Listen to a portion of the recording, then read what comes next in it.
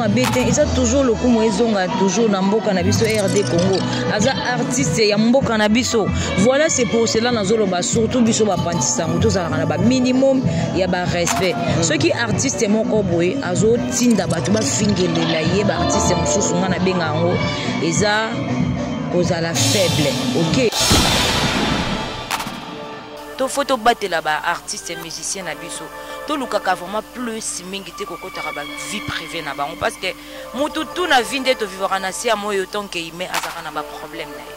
Tozana ba problème ba foyer, ba problème ba vie sociale, tozana ba problème ba famille, tozana ba problème ba na nde to baka deux fois mama koko koma ndoki ya mwana na ye, papa koko koma ndoki ya mwana pa koko koma ndoki ya ba parents na ye. Mais c'est pas vraiment important. Il y a biso ba pandisango to koma rotatina ba vie privée, il y a ba parents, il y a ba tout en dehors qui est artiste, azape parents, azape na ba famille, azape. Alors tous à la ba limite pour na ba respect na biso, ba respect ya ba artiste na biso yambo.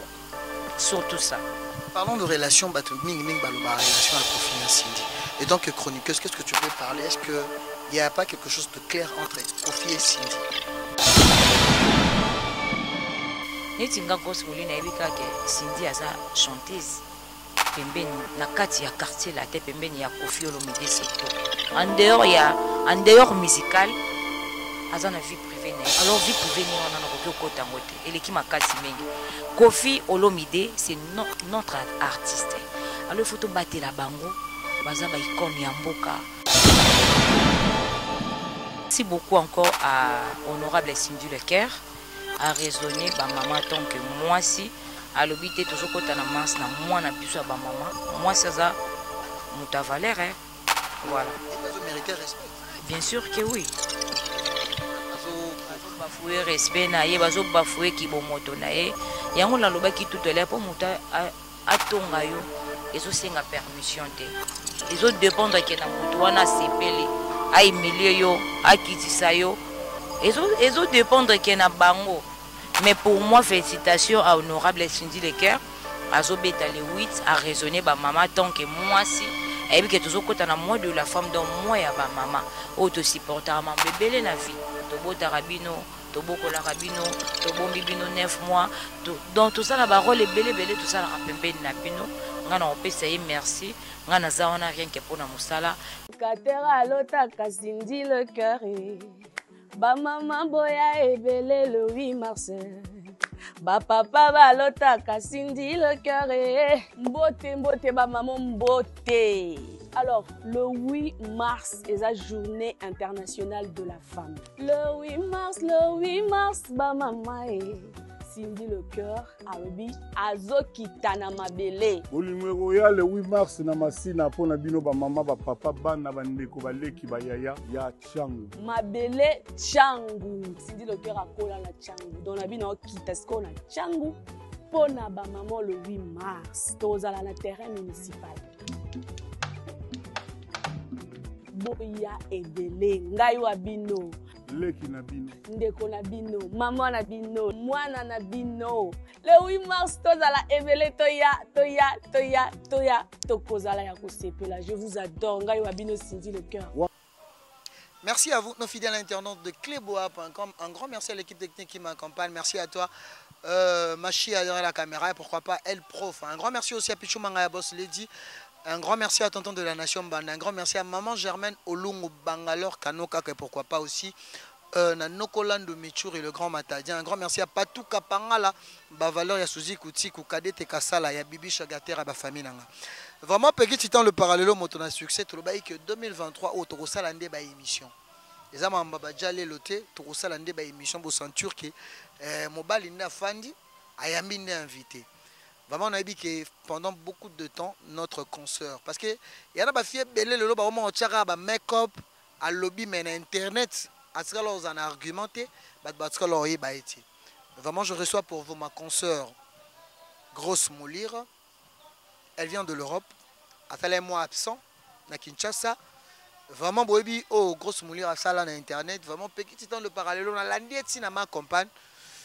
Pour notre solo là, tout le monde Grosse Moulir à Zongi quand même vent avec sa chaîne, Pena Osenga Bino bateau tout vraiment boyeba grosse molire beau s'abonner na grosse molire télévision vraiment boyebi quoi donc asala pe trop pour na ba musicien ba artiste comédien ba tout quoi donc grosse molire elle de retour mais si quand on fait affaire avec Peggy Titan le parallèlo ba quelque chose à ngai ba réponse est ça fait beaucoup de temps quand on a lobby que biso bato to tikalaki awa na combat ya cage malgré que bato biso bakimi parce que basimba bakisi na YouTube mais grosse molure étant que ana conviction ayebani na YouTube azongelika toujours boulot na ye donc je pense que Davis Massevo l'honorable oazola na biso depuis Londres donc il na bien que papa social batutu bolinga Peggy Titan vraiment beau na minute so beau zapété Peggy Titan fight à grosse molure bon retour déjà grosse molure madame maman Lopango boni santé. Merci beaucoup Peggy Titan les parallélos. Merci beaucoup aussi na ba internautes tout. Merci aussi na ba téléspectateurs tout. O bazoka vraiment baton na bango na ba téléphone na ba télé to kotaka na banda kuna bango sans permission. Merci Nabino grosse moulou des retours beau s'abonner na chaîne nanga massivement na grosse moulir télévision. Merci aussi à Jazz Kavoulo Papa Zahir. Merci beaucoup honorable Davis Massevo le jeune millionnaire. Merci encore à Mami Miline Zemba. Motema ya tous pepele mbetelo. Artiste moko ya mboka na biso na kombo Adrisha Tipo Tipo. Auti ko salele nzembo kitoko bientôt awa surtout mingi na chaîne nanga grosse moulure télévision tozo consommer et yango merci beaucoup maman pour tout vraiment Mami Miline Zemba zalaki nyonso ponanga na moment ya ba douleur na moment ya mawa na moment passe na moment on a kweyaki et après bisinga cette fois-ci téléma popola mabele continue chemin. Donc merci encore à Mamé Miline Zemba et tous pépélé à Mbetolo, merci pour tout. Merci à ma maman chérie aussi. Oyo à tout moment bando pesanga kaka makasi tango espoir ici là qui makasi ici là qui ma maman chérie Marie Ngandou, je t'aime ma maman de tout mon cœur. Oye bisa kinga moi na ngam na botayo. Téléma popola mabele continue chemin. Merci maman. Merci à Gisèle Moulanga. Merci à toute ma famille. Patricia Ngandou, Olive Moulanga, Consolati Mambu, Boza vraiment belé, Dayan Moulaja, Davincent Moulaja, Gédéon Kafridiko, Patricia Ngandou.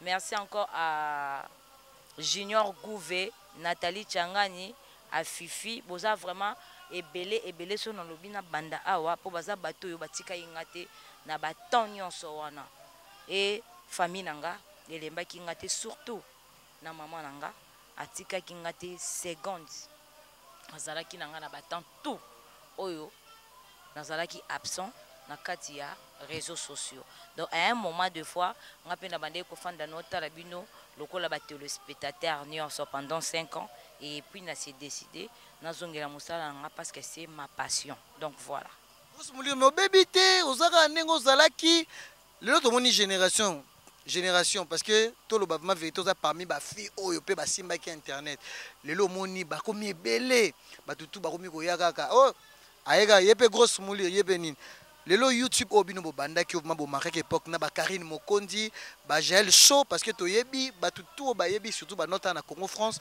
grosse muli o accompagner pe ba artiste belé lelo a oyo zongi est-ce que otuko lo belo mo bo na moment oyo kweyaki bateau ba fortifié kio ba télémisa kio grosse moulir et c'est un peu à tout le la vie privée et c'est un peu de kokolo bela biso grosse moulir a bunga ki pourquoi grosse moulir na bunga ki pona ba raison personnelle nanga grosse moulir na bunga ki pona ba raison privée nanga et puis nazaki pe sous na kinité monde entier yebi nazaki na dibanda mboka je pense pas to na zo yeba te pour mutazala na Europe il faut fanda kanga na kati ya France je pense pas donc mboka oyo ta mususu mutu musu azalaki ngape nazalaki tinga nazali na poto oyo yanga ça sert à rien ya koloba mais du moins na bungaki na makambu nono tout d'abord oyo elekaki monde entier yebi na perdaka mokili mombeyebi na linga obeta lisolo na talon na linga raté batu batuna ngango po eko blesser nga po na pauvre nanga oyo azalaki mobali nanga pe à son âme na bande kolinga de tout mon cœur alors na linga lisusu lisolo na te pona ko blesser nga eza eza mauvais souvenir nanga.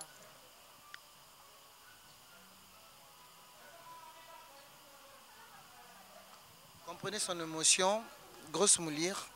Je pense que nous sommes vraiment en pleine émission. Vraiment, courage, hein, ma soeur. Courage.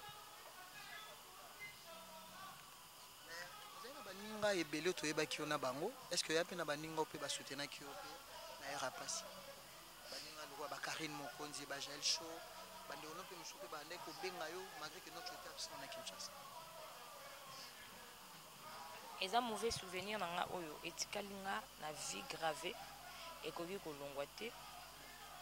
Alors esengaki nde balobaka 2 fois il faut kopesa temps na temps. Napesaki temps nanga ya bamakambo ebele ya vie. Fallait na fanda nano natala liboso nanga. Fallait na tala mopanzi, fallait na tala mopanzi parce que je suis parent aussi, je suis fille mère. Dans une famille, dans un avenir et sengaki temps vraiment en dehors ya ko perdre moko oyanga nazalaki pe na ba misala nanga ebele falaki natala yango falaki na landela nde tosala musalo tozalaka kaka peut-être kana musala moko ya média te nakozana na ba faire nanga privé nakoya ko etala ngo peut-être na télé te. Donc c'est dit qu'il fallait qu'il quand même n'a pas sa temps na temps n'a pas si vraiment temps 5 ans marqué dans le cas na ba télé te. Que ça la paix ma ya vie privée nanga et puis cette fois-ci na s'est décidé tellement c'est ma passion dans le but non il faut na zonga yango na zongi na chaîne nanga moko Grosse Moulure télévision yango pété ya ko empêcher nga na ya et pas tonton Banda yango te ko empêcher nga na ya papa Claude Mukeba Kweno yango te ko empêcher nga na sala chaîne YouTube nanga. Donc voilà, donc Grosse Moulure nazawana na chaîne nanga télévision Grosse Moulure télévision oh tout azana besoin soutenir nga numéro nanga bon je pas peggy titan publicité nazali marketing nazali ou mutanga uta voyage ya singi faut Grosse Moulure yo yambe na aéroport nazali publicité nazali matanga baya ko couvrir événement nazali mariage Grosse Moulure azawana donc Grosse Moulure vraiment nazongi des retours en force et en forme. Donc mututu azana besoin ya Grosse Moulure rien que pour na musala Grosse Moulure azawana présent rien que pour na musala. Donc voilà. Na succès au sala Grosse Moulure est-ce que ça va bénéfice les lots au fandi boy nga lelo na Grosse Moulure parce que tout le monde a bandé ko belé à bas sur le lo ba Hollande pe pension na bino est-ce que l'autre rolo ba que non Grosse Moulure a bénéficié à payer belé sala na Grosse Moulure na musala oyo en tout cas namona pas ya namona nanga ya pas cité soko bénéficier na bénéficier à part pe mabomo imutu mutapesa nzambe na makasi na nzoto mais sinon pour na ko bénéficier presque nyonso ya mokili oui Grosse Moulure na bénéficier yango na musalo alors nazala na respect ya musalo comme pas possible et puis nazala na valeur ya musala o comme pas possible pour biloko epesanga na vie na internet être na vie normale nazaki nango te nakozala nazaki nango ya boy internet yo pesanga ya boy alors tellement aussi ezapé passion nanga na pemaki pona ba raison privée nanga des retours encore on a lobaka laisser les enfants jouer voilà Grosse Moulure maman na bango des retours. Vous avez des camarades qui soutenir qui ou bien vous avez parce que tu as dit que vous avez des ennemis belé mais vous avez des camarades qui attachés na yo au makino Grosse Moulure peut soit fan de boitangi peut comme on a parce que vous avez dit que internet batanga comment mutu facilement est-ce que vous avez le bateau le loza na souvenir à malamu na ba concert na yo bana mibalité o le so fan de boité muto il faut na PC merci. Voilà.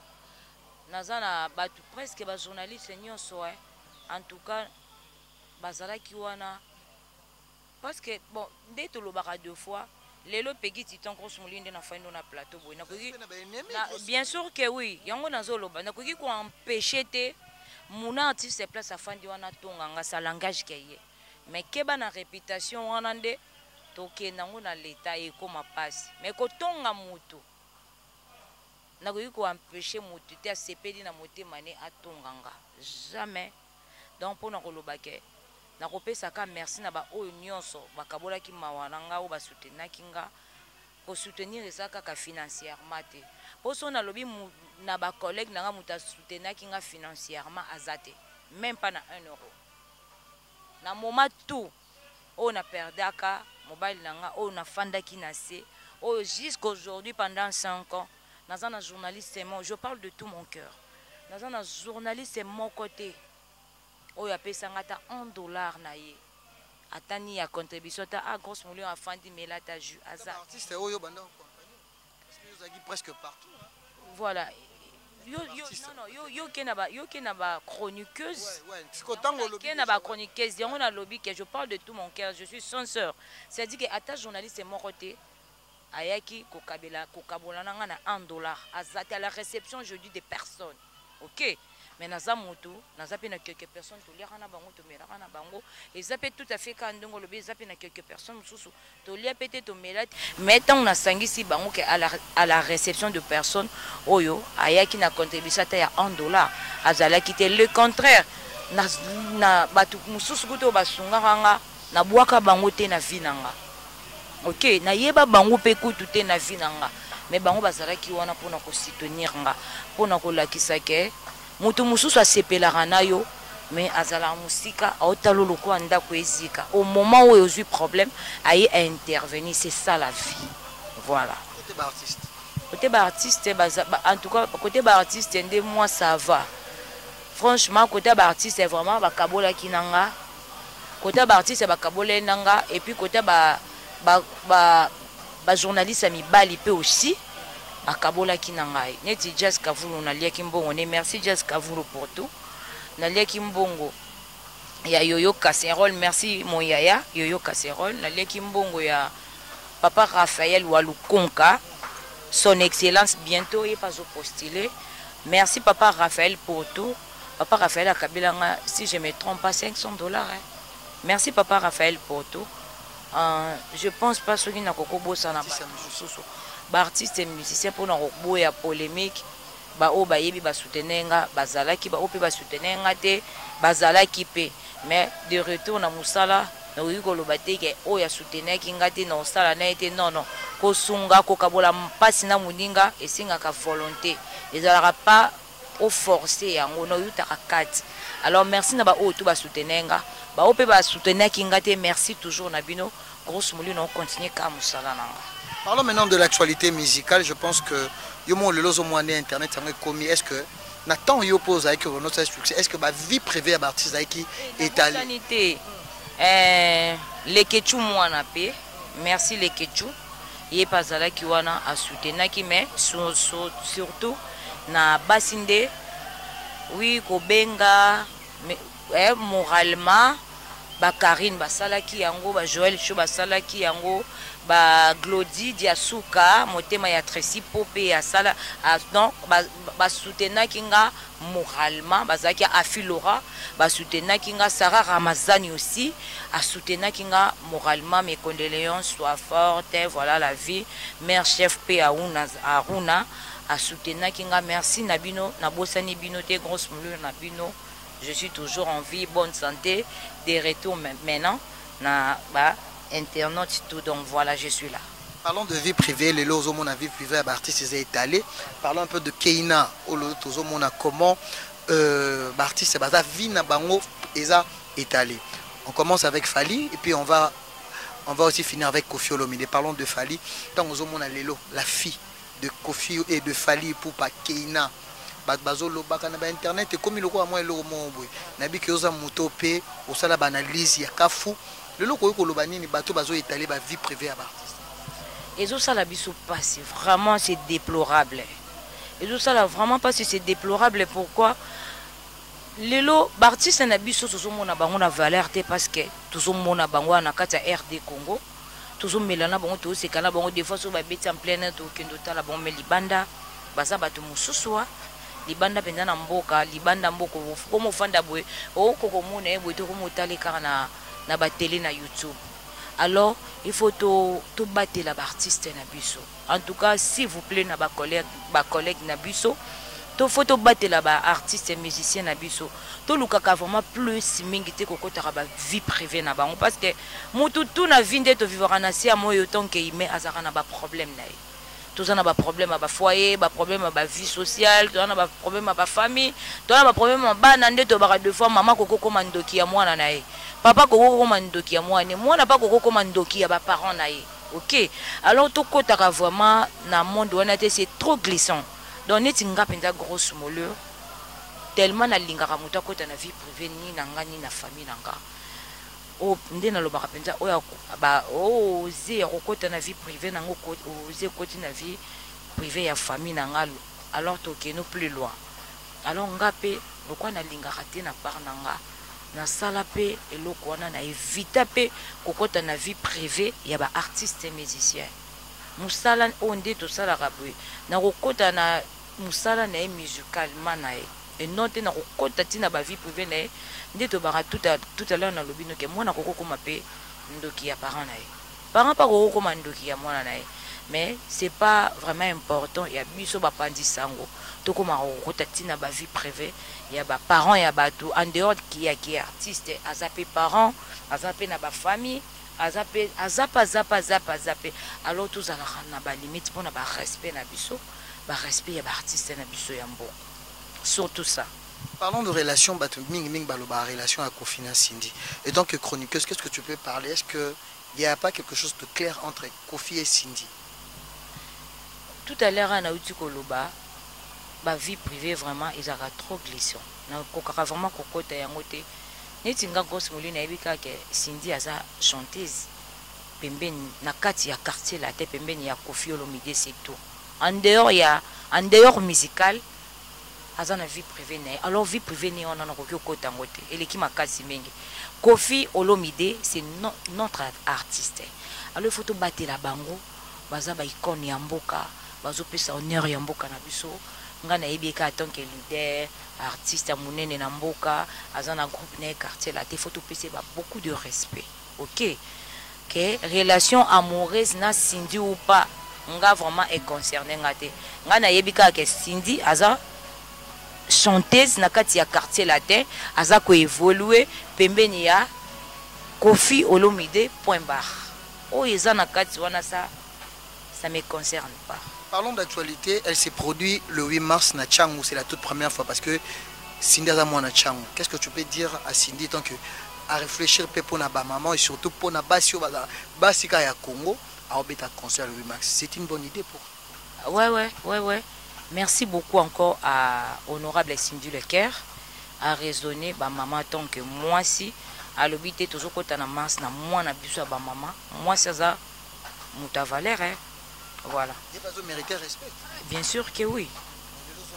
Bazo bafouer respect na ye bazo bafouer ki bomoto na ye yango la loba ki tout là pour muta atonga yo ezo senga permission te ezo dépendre que na mutu wana sepeli ay milieu yo akitisa yo ezo dépendre que na bango mais pour moi félicitations à Honorable Cindy Lecaire azo beta le 8 à raisonner ba maman tant que moi si et que toujours kota na moi de la femme donc moi ya ba maman auto supporter ma bébé na vie to bota rabino to bokola rabino to bombi bino 9 mois donc tout ça na ba rôle belé tout ça la pembeni na bino ngana opesa ye merci ngana za wana rien que pour na musala le 8 mars wana nga grosse moulure na équipe na nga ya grosse moulure télévision toko zala wana voilà. C'est grosse moulure na mi ba musicien à Congo. Est-ce que déjà il y a quelque chose que non so moni yeza ya secret?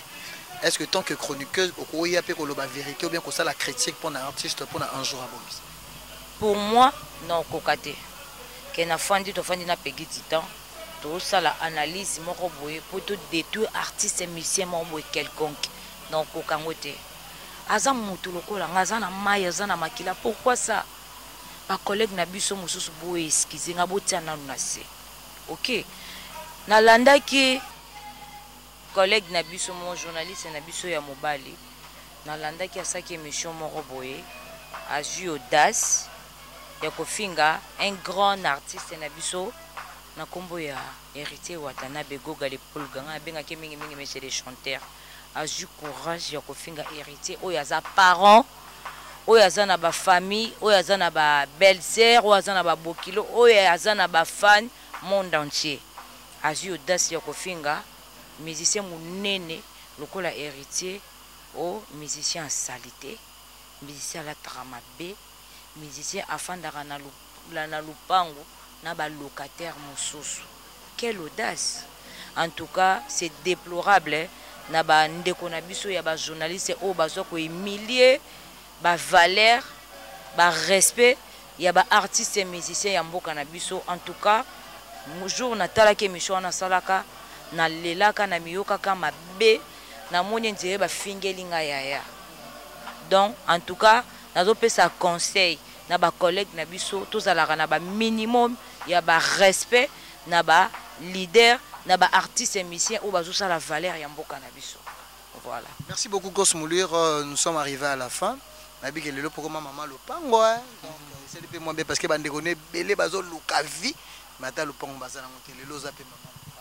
On tout ce qui ça tout moni fali poupa auti en France na Macron. Et à plaisir pour la Congo. Et ça plaisir pour na mboka na biso président ya France a se décidé à quitter na RD Congo. C'est-à-dire que c'est sengo pour na biso ba congolais na ba congolais tout. OK. Et puis a rokita babi précisément na commune na biso. Donc commune na biso c'est Bandal. Nga ne grandi na Bandal, na botami na Bandal, na koli na Bandal. Ma bête, ils ont toujours le coup moizonga toujours na mboka na biso RD Congo. Aza artiste ya mboka na biso. Voilà c'est pour cela na zoloba surtout biso ba pantisango tous na ba minimum ya ba respect. Ceux qui artiste moko boy azo tinda bato ba fingelela ye ba artiste mosusu nga na bengango eza cause la faible. OK. En tout cas biso moko pe ba journaliste il faut qu'on ça l'effort. Attendez naza boye lelo. J'espère que bato ba komona to ba koyoka. Naza en pleine répétition ya Papa Hervé. Naza wana surtout pour la promotion, il y a le juin. Merci à Claude Luke ba kwene muta koti singa masola bino Cos Moulure fozala pour la promotion. D'ailleurs ben ngo zongi no bo soutenir on artiste nyonso. Bien sûr que oui. Finga no mutu te ko salela mutu analyse. Non. Pourquoi analyse? Ceux qui analyse bien sûr na ko sala analyse mais na ndenge ya musala eza musala public. Et noter non côté na vie privée à moto. OK. Lelo fait rigola à se décider à mettre un stade de martyr. Nazawa na ngayo naza en pleine répétition ya Papa Hervé. OK.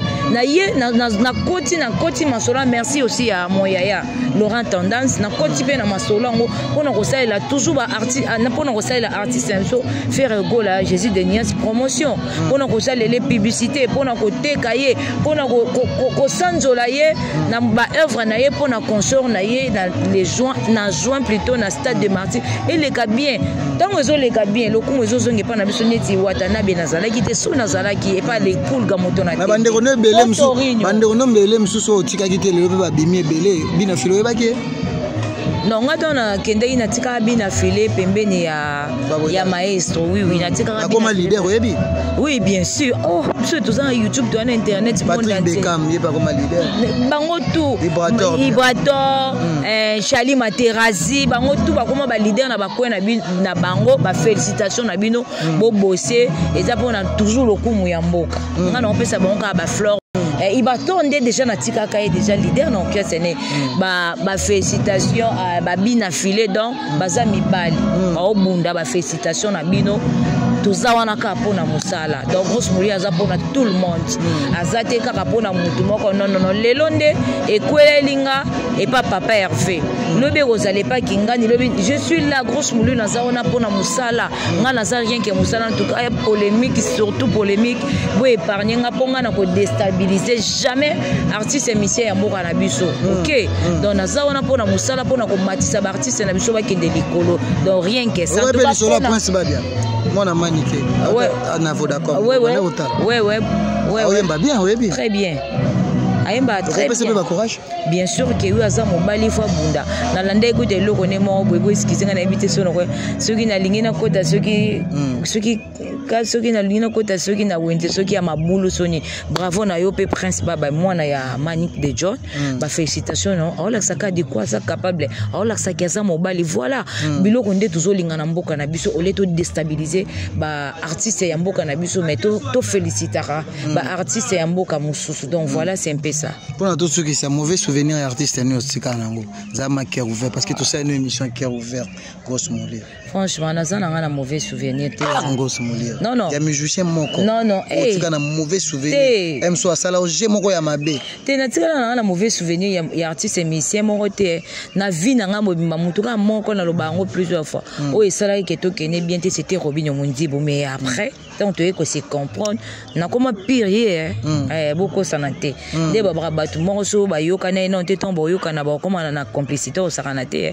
J'ai salué Robin Mondibo tana no boye donc na pesi bambo de place aza to comment yoka na fort donc to comment yoka na vraiment fort comme pas possible pour nous là ça que Grosse Moulir aza na partie prêté Grosse Moulir aza en tout cas pour na ba musicien tout ya mboka na bango il suffit que ça la toujours fierté pour na ba musicien ya mboka na biso je suis là pour vous donc naza na pour na tout le monde le kana lingaka respect tous en anglais à la réciproque journaliste ce qu'il y a vers yo ce qui peut-être lui empêchement solo la naie so ye komo kenda bandenge mo boende kenda mabe sinon naza wana pona ba musicien tout ya mais nazolo ba plus mingi naza mingi non sa musala non sa la promotion non sa marketing pembeni ya papa Hervé Gola pona consort oyo bazo tozo po je suis tende ba tozo je suis ngana je suis tout donc olimbisa no peut facilement bien sûr que oui wana muto moko olimbisa siko na pleine émission o bat baye baye kazake nemina gloire olange ko limbisa facile ni botanga ka eponi ngazala nga samba polémique wana te ko limbisa nazaka nemina ete to konga ne binemite ezaka ke même bible lobi ke muto so ya tuti so libaku ndimo kata liboko wana potika na bokonza likoko ta bokonza likolo ata na liboko moko yeso kozongisa voilà nga na kata na nga liboko wana na kota bokonza likolo liboko moko ya après yeso kozongisa mais sinon ana vie na ye aza parent akoma fille mère aza mobile aza na mwana nga pe je suis fille mère je naza vie privée nanga chacun a na coin na yo ça la vie privée surtout Grosse Moulir na kilolo en tout cas plus et puis pas de polémiques bo épargner surtout na monde wana trop glissant en tout cas nazo boya polémique ngana lingi plus mingi musala na laksaka monde entier de quoi je suis capable rien qu'à na musala nanga hein merci beaucoup just relation na Karine c'est bon très très bien maman na princesse Arieta Kikuli papa evi Kikuli mobali ya solo o penza osé ndenge pauvre ozaka ndeto lingaka kaka bongo merci beaucoup Karine Mokonzi merci à Jazz Kavulo papa Zahir vous avez belé merci beaucoup à Davis Masevo honorable merci beaucoup obosani maman Germaine Olungu yepa ndo soutenir maman Germaine Elungu merci pour tout maman maman Milinze Mbamotema tous pepele ya mbetolo merci maman pour tout. Merci beaucoup à Diezola London. Merci aussi pour tout. Merci beaucoup à Patricia Ngando. Merci beaucoup à Olive Moulanga, merci à Consolati Mambo, merci à Daya Moulaja, Davens Moulaza, Gédéon Kafritiko, merci à Nathalie Tiangani, merci à Fifi, vous avez vraiment ébélé Oyo, vous soutenir, vraiment Bozawana, merci à ma maman chérie, ma maman Marie Ngando, merci à Michoroto, Michelina, on est ensemble, merci aussi à Bozé Belé, Grosse Moulir Kandé Tolobarasi Tissolol, on te solol, mais si Tissolol pas, on te solol pas. Merci beaucoup aussi à Junior Gouvet, merci beaucoup à Gradim Padi, merci surtout à toi pour tout. Papa qualité molati si ya solo donc so moni ba pièce mususo no beta Gradim Dozaka toujours frais na mona donc yo eloko tongo ezate Dozaka Grosse Moulir tout à fait merci à Gradim Padi papa qualité merci beaucoup à Christelle Pirate maman Corsinei on est ensemble ba on a bois ki binoté tout ça la ndenge zala solo la ba solo la yo et que ça la bien ba bo s'abonner surtout massivement merci à Claude Lukebakweno, merci pour tout. Vous s'abonnez massivement à la chaîne YouTube Nanga Grosse Moulir Télévision. Beaucoup de sonyo, je allé linguer publicité. Grosse Moulir Azale, au linguer anniversaire na ya na zwa image na sa na animation. Grosse Moulir Azale mariage. Oh mutu auti aéroport Grosse Moulir kendo zoaé image kota. Donc je suis là na zawana au publicité tout marketing tout nyonso. Na bengi bino venez nombreux na kati ya chaîne YouTube na ngai Grosse Moulure Télévision. Ba o pe na tangi te vous comprendre na ka mutu. OK. Moi je t'invite le 8 mars na concert à Cindy. Merci beaucoup déjà pour l'invitation na Rosala wana pour na Valère ya ba maman. Félicitations encore à honorable Cindy Leker na initiative o ya bien à Zui à CP la salle la biso le 8 mars. Merci beaucoup honorable Cindy Leker, je serai là.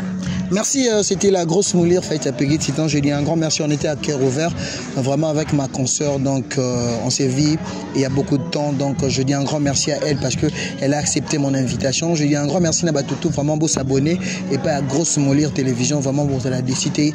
Elle, c'est une combattante. Vraiment, moi, je la connais très bien. Donc, c'est une fille très ambitieuse, courageuse aussi.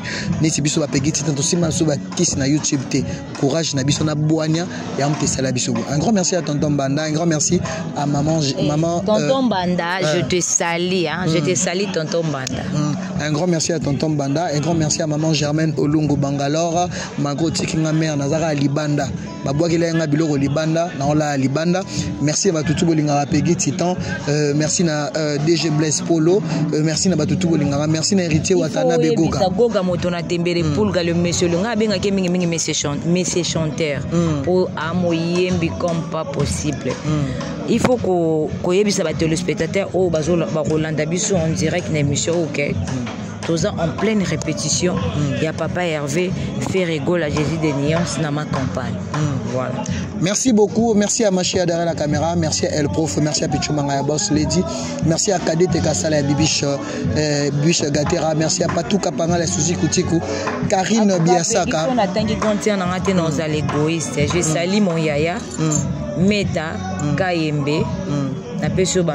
Là où tu es, je t'aime mon yaya poto, je t'aime. Merci à Charlie Boutique, Charlie Louboulo, Somme na Palin, Babi Maison, ça c'est moi qu'on a Istanbul pour notre Sukisa, dans Bomoni na Lati Bakenzo, toujours frais. Merci là-bas à Paris, partout dans le monde. Vraiment la ligne Arabino Mingi, on se quitte, on se retrouve à la prochaine. Bye bye.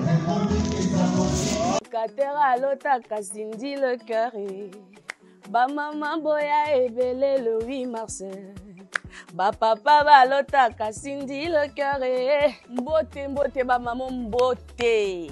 Alors, le 8 mars est la journée internationale de la femme. Le 8 mars, ba maman Cindy le cœur, Arobi, Azokitana Mabele. Olimwero ya le 8 mars na masina pona bino ba mama ba papa bana bandeko baleki ba yaya ya Changu. Mabele Changu. Cindy le cœur akola la Changu. Don na bino kita sko na Changu pona ba maman le 8 mars. Tozala na terrain municipal. Boya ebele ngai wa bino. Leki na bino. Ndeko na bino, maman na bino, mwana na bino. Le 8 mars, tozala ebele toya, tokozala ya kosepela. Je vous adore. Ngai wa bino Cindy le cœur.